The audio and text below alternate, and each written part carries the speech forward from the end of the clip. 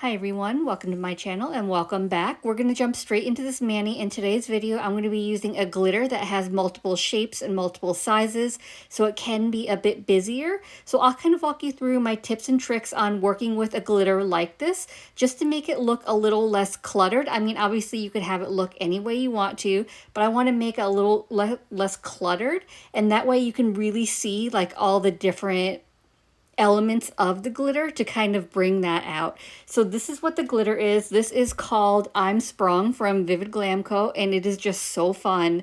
Wait till you see it. Also, check out these fun new dip liquids from Glam Co. So she did some repackaging of the liquids. I absolutely did not need a new set of her liquids because I have another set I haven't used, but I absolutely had to get these because they are just so sleek and so fun. So I'll probably keep this as like my filming set.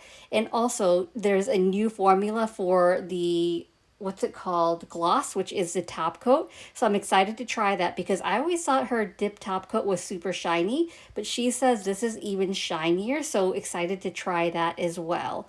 But anyway, jumping into the mani, this is Touch and Go, which is my solid that I'm using, and I believe it's discontinued, so I'm so sorry about that. I don't think you can get it anymore, but I just thought the colors of this went really well with the glitter. So it's a thermal, so when it's cold, it's like a lighter pink color, but when it's hot, it's like a darker red. So they just go really well together, and this one is a fun one. And typically thermals are a little bit of a different consistency than regular dip powders. So some of them can be very heavy and kind of like a wet texture, kind of like you're dipping into wet sand. This one isn't like that wet sand texture, but it definitely is heavier, if that makes sense. So when I tap off the excess powder, it doesn't really fall off the nail. I just have to brush it off once I'm done with my first layer, but it kind of just sits on the nail rather than just kind of falling off as when I tap off a regular dip powder. I don't know if that made any sense at all, but if you ever worked with a thermal dip powder, you know what I'm talking about. And actually, it's been a while since I did this mani, so I think I got it backwards. So for this thermal, it is a light pink when it's hot and then a darker red when it's cold. The way thermals work, and I don't know the science of it, but the way thermals work is it's always the darker color, that's the cold color, and then the lighter color, that's the warm. I wish it could be the other way around, but it doesn't seem possible. I haven't seen anyone be able to do that, but anyway, so I just wanted to clarify that. So I'm going to actually do 2 dips of hot and cold on my thumb, index finger, and pinky, but I'm only going to show you one just to save a little bit of time on this video because I do want to ask you something. So things have been really hectic. I just feel like I can't get my life together at the moment, just trying to get used to the new job and being in the office a little bit more. So the past couple of videos, I know I did kind of a live commentary and kind of talked through the video as I was doing whatever process I was doing rather than doing a voiceover. How do you feel about that? Because for me, it was easier to do it that way because it takes me forever to do a voiceover. So I'm just curious on, do you care if I do more videos like that? Do you prefer a voiceover? You don't care? Let me know your opinions down below because I want to make sure that I'm not doing something that you absolutely hate. I did my second layer off camera, so now I'm going to go ahead and cap it in clear using my crystal glass from Glam Co as well. And this is a brand new jar, so I'm super excited to break into it. I love this huge jar of crystal clear. I use it a lot, and you'll see when I get to the glitter, I've got another jar of it that I use just for the glitters, and it is almost out because I use this clear so much. But anyway, I like to cap my solids in clear before I move on to the glitter because I don't want to risk contaminating my solid and have like that stray glitter in there that will just bug me. So I like to cap in clear, activate, and that way no glitters will stick to my solid nails.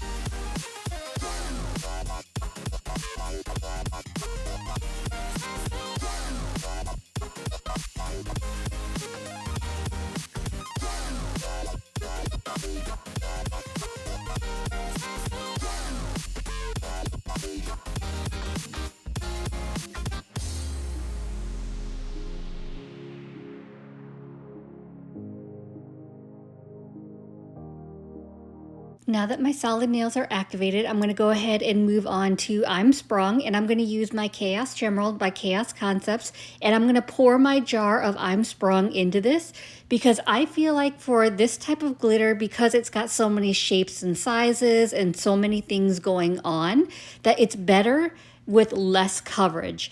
Obviously, if you want full coverage, you do you can do full coverage, but I like to be able to see like the many different aspects of it, the different shapes of the glitters, because they've got flower glitters and heart glitters and different sizes, and it's just so pretty.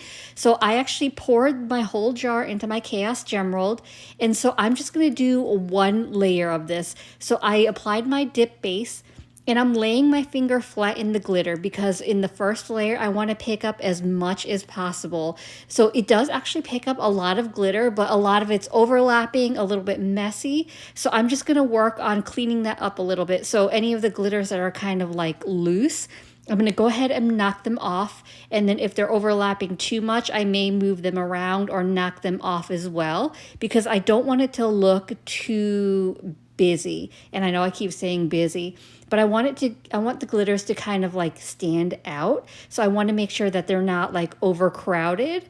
But you know, like I said, if you want full coverage, you can definitely do that, but you just may lose some of the like the flower glitters and the heart glitters because they'll kind of be overlapping on top of each other, so they may not stand out as much. So it's however you want it to look.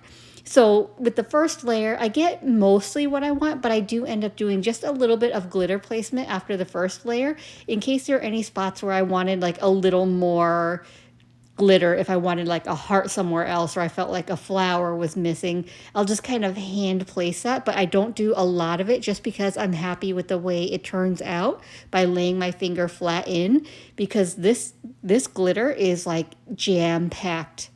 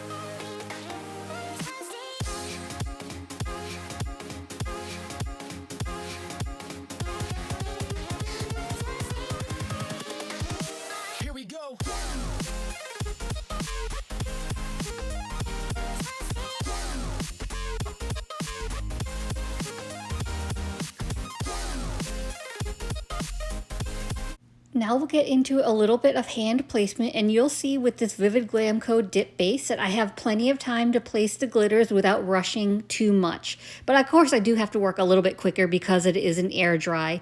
So I just went ahead and applied a full layer of dip base to my entire nail because I wasn't sure where I was going to put the glitters. So what I'm doing is I'm taking the pointy end of my precision tool and I kind of dipped that in the wet dip base that's on my nail, and that's going to help pick up the individual glitter pieces. So once I pick up a piece that I want, I'm going to go ahead and place that on my nail where I want to set it. And sometimes I'll set it down and move it around a little bit, just depending on the placement of it. But it always helps to be able to dip your whatever you're using, whether it's a cuticle stick or an orange wood stick, whatever you're using, to dip it in a little bit of that wet dip base to help pick up that glitter. You could also use, which I don't like as much, but you can use the other end of your precision tool. It's some are actually silicone tips, but this one is a wax picker. The wax picker end is actually really great at picking up glitters as well. It's just, a little bit wider, which is why I don't like to use it. But you can use either end depending on your tool to help pick up your glitters and place them where you want them. So I don't want to go too overboard. I just want to place a couple more shapes because I want some more of those flowers. There's 2 different flower shapes, and then there's 2 different heart sizes. So I just want to place a little bit more of that, and then I will do my ring finger off camera. And I'm doing this real time. I haven't sped anything up because I want you to see the dry time you have with the Vivid Glam Co dip base. So if you're doing glitter placement, I highly recommend you don't use a dip base that's faster drying. Use a medium to slow dry time dip base.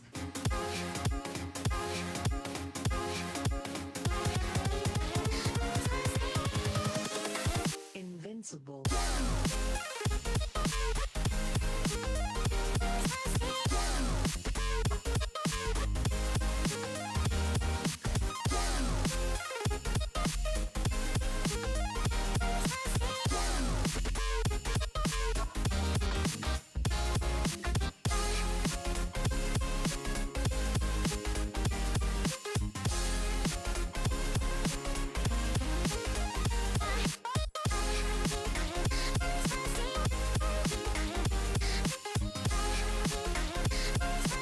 Once I finished with my glitter placement, I still had wet dip base on my nails because I didn't dip into anything. I just randomly placed glitters. So I just dipped into clear to absorb some of that wet dip base.